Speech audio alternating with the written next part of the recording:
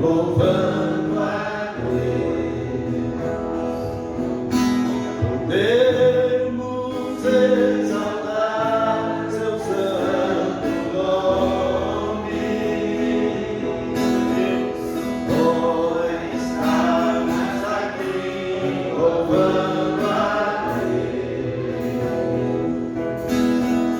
Podemos exaltar seu santo nome.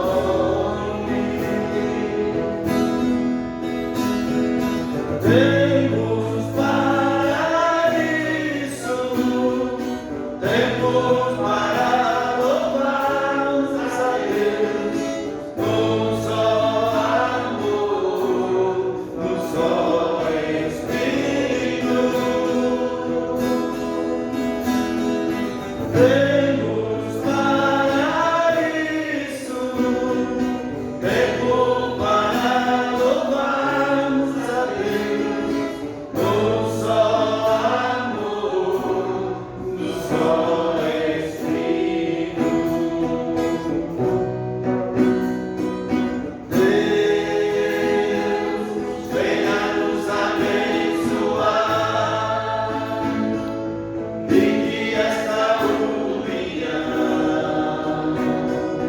nunca falte para nós. Deus,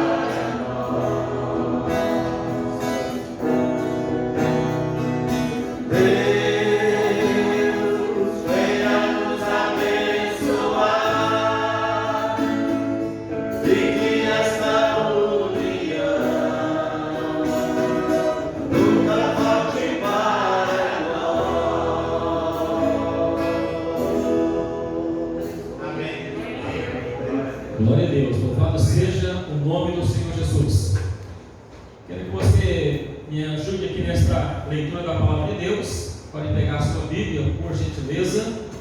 O texto está registrado no Evangelho de João, no capítulo 6, versos 39 e 40, onde nós faremos a nossa reflexão na palavra de Deus. Evangelho de Jesus, narrado por João, no capítulo 6, versículos 39 e 40. Amém? Graças a Deus. Vamos ler a palavra do Senhor, que nos diz assim: e a vontade de quem me enviou é esta, que nenhum eu perca de todos os que ele me deu, que pelo contrário, eu o ressuscitarei no último dia. De fato, a vontade do meu Pai é que todo homem que vir o Filho e crer nele tenha a vida eterna, e eu o ressuscitarei no último dia. Palavra de Jesus. Amém? Pode se sentar, esteja à vontade. Graças a Deus, porque o Senhor tem nos dado este privilégio tão importante. Eu digo que é um privilégio, né? No mundo onde tantas pessoas estão preocupadas com servir a Deus, ou às vezes servem a Deus, mas é um serviço dividido entre Deus e o mundo, e a gente pode estar aqui numa noite de quarta-feira com vários irmãos como vocês que estão adorando a Deus, sentindo a presença de Deus neste lugar e dando glórias ao nome dele, porque nós somos chamados para glorificar, para exaltar o nome desse Deus que é grande e maravilhoso. Amém? E para a gente dar glórias ao nome dele, nós precisamos conhecer a sua vontade. Então o tema de hoje é: precisamos conhecer a vontade de Deus para a humanidade. Então eu preciso conhecer, e você precisa conhecer qual é a vontade de Deus para a humanidade, para mim, para você, o que Deus quer e o que Deus pensa sobre a gente e os planos dele para nós, né? Então a gente vai pensar nessa noite com relação a esse texto que nós temos aqui da palavra de Deus, porque quando Deus ele cria o homem, ele cria o ser humano para viver eternamente. O propósito de Deus não era criar um homem com uma vida limitada e passageira, cheia de doenças, de problemas, das aflições que hoje sofremos. Não. O propósito de Deus é criar o homem para que tivesse uma vida eterna. E eu acho muito bonito isso aqui, porque quando Deus cria o homem, Ele não simplesmente cria como criou as outras coisas, né? As demais criações, você vê desde o primeiro dia até o quinto dia, você vê Deus criando e Ele falando: haja isso e houve isso, haja aquilo e houve aquilo, e haja aquilo outro e aconteceu. E povoou os mares, e povoou as selvas, e povoou os ares, e assim foi acontecendo pela palavra de Deus.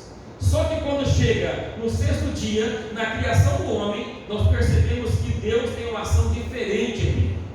E a Bíblia diz que é a Trindade divina agindo na criação do homem e diz: façamos o homem conforme a nossa imagem, conforme a nossa semelhança o façamos.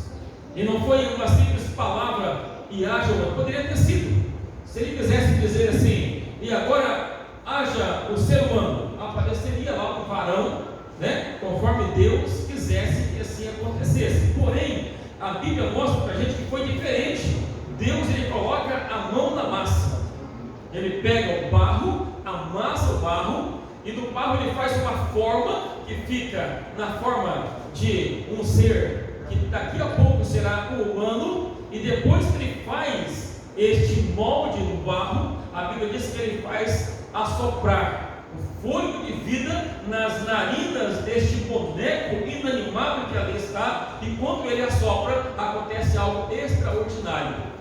Aquele boneco, aquele formato que está ali, feito de barro, ao receber o sopro de vida, a Bíblia diz que ele se torna uma alma vivente. Glória a Deus. Então a alma nada mais é do que uma equação simples: corpo mais espírito igual alma. Então é isso que acontece quando Deus, ele forma ali do pó da terra, do barro ali, ele forma este homem e torna ele um ser vivente. E o maior desejo de Deus para o ser humano é que ele permanecesse no projeto original de Deus. Então Deus queria e gostaria e fez com esse propósito que o homem permanecesse no projeto original de Deus, que vivesse assim eternamente, que fosse feliz. E depois Deus cria a mulher para fazer o homem mais feliz ainda, né? Ele traz ali para ele e dá ordem para eles então encherem a terra para terem filhos e fazer crescer a terra, mas para serem felizes. Só que o que acontece depois disso? Acontece que infelizmente o homem, ele desobedece o desejo de Deus, ele desobedece a ordem de Deus, e o ser humano, ele passa a ser um ser mortal. A desobediência do homem, mais o desejo pelo proibido no seu coração, faz com que ele se torne de um ser eterno a um ser agora mortal, que vai ter uma vida limitada, que vai ter problemas, que vai ter enfermidades, que vai enfrentar diversos dilemas na vida, como nós enfrentamos hoje, por exemplo, em tempo de pandemia, né? E isso é só uma pequena fração do que o ser humano tem enfrentado desde quando foi criado lá no Jardim do Éden. Mas nós entendemos que isso acontece, ele passa a ser mortal, porque a Bíblia diz em Romanos 6,23 que o salário do pecado é o quê? A morte, exatamente, queridos e queridas. O salário do pecado é a morte. Então, a Bíblia vai mostrar para a gente que estes seres humanos agora, Adão e Eva, os homens foram criados ali em mais semelhança de Deus. Eles vão entender que a proposta de Deus para eles foi quebrada pela desobediência que aconteceu, né? Porque quando Deus coloca o homem lá no Jardim do Éden, Deus coloca com um propósito e Deus dá também uma ordem para eles, né? Está lá o texto da palavra de Deus, diz assim, ó: mas da árvore do conhecimento do bem e do mal, dela não comereis, porque no dia que comerdes, certamente o quê? Morrerás. Ele fala: olha, vocês têm muitas árvores aí para vocês comer, de todas as árvores do jardim podem comer livremente, mas apenas uma que está no meio do jardim, a árvore do conhecimento do bem e do mal, não coma, porque quando comer, morre. Simples assim. A intenção de Deus era a eternidade, mas nós percebemos que o homem, pela sua fraqueza, que agora ele tem ali, através da desobediência a Deus, que ele tem uma queda, né? E depois de ter essa queda, ele perde o direito da eternidade. O homem não é mais eterno depois da queda. Ele não é mais aquele ser humano criado para viver eternamente no jardim do Éden, não vive mais lá, é tirado de lá, e a morte, ela passa a ser uma realidade a partir dali na vida deles. Se você olhar para Gênesis no capítulo 4, nós vamos encontrar que nesse capítulo ali vai aparecer para a gente a primeira morte de ser humano. Então a primeira morte de ser humano aparece no capítulo 4 de Gênesis, e o pior de tudo é que um irmão mata o outro. Caim matou Abel, seu irmão. E aí a gente vai olhar para esse texto e nós vamos perceber agora que fica muito claro para o primeiro casal ali, Adão e Eva, que se cumpriu na vida deles a sentença de Deus, se é que eles tinham alguma dúvida, né? Quem sabe depois de ser influenciado lá pela serpente, eles comem lá a fruta e falam: olha, não morremos, realmente a gente continua vivos. Mas eu não tenho dúvida de que quando acontece essa primeira morte do ser humano aqui, que o filho deles morre, eles não têm mais nenhuma dúvida de que a sentença de Deus foi cumprida. O homem passa a ser mortal. A sua vida agora é limitada a alguns anos, né? Tem gente que morre jovem, tem gente que morre velho, né? Com 100 anos, 100 e poucos anos, mas ainda é novo, perto de quem poderia viver eternamente, poderia viver uma eternidade. Quem vive 100, 110, 120, não sei qual é a maior longevidade que já tem pelo mundo afora, quantos anos, ainda viveu pouco, porque era para vivermos eternamente. Mas eu entendo também que Deus, ele continua com o seu desejo, né? Qual é o desejo de Deus? O desejo de Deus é que o homem não se perca. O texto diz para a gente que nenhum daquele que meu Pai me deu, ele deseja que se perca. Então o desejo de Deus continua que o ser humano não se perca, que ele tenha a eternidade resgatada, né? Porque esse é o desejo de Deus para a nossa vida. E assim Deus, ele vai mostrar para o homem, para o ser humano, que ele estava interessado na vida do ser humano. Deus está interessado na sua vida, irmão. Irmã, Deus tem interesse na sua vida. Ele está interessado em você. Ele se preocupa com você. Ele cuida de você. E Deus, ele mostra ao longo da estrada, ao longo da jornada do ser humano, que ele está interessado. Ele institui lá sacrifício de animais para representar, é uma representatividade de perdão dos pecados do povo. É a primeira morte que acontece. Por isso que eu falei que é a primeira morte humana no capítulo 4, porque lá no comecinho vai ter a morte do cordeiro, né? E Deus vai matar lá, e dali para frente vai representar aquelas mortes de cordeiros, perdão dos pecados do povo, já que Deus, ele precisa perdoar essa humanidade, porque o desejo dele é levar a humanidade para a eternidade. Então ele faz isso, é o seu desejo, né? E isso representava também Jesus, o Cristo que viria no futuro para morrer pelos nossos pecados, porque a Bíblia trata Jesus como o Cordeiro de Deus que tira o pecado do mundo.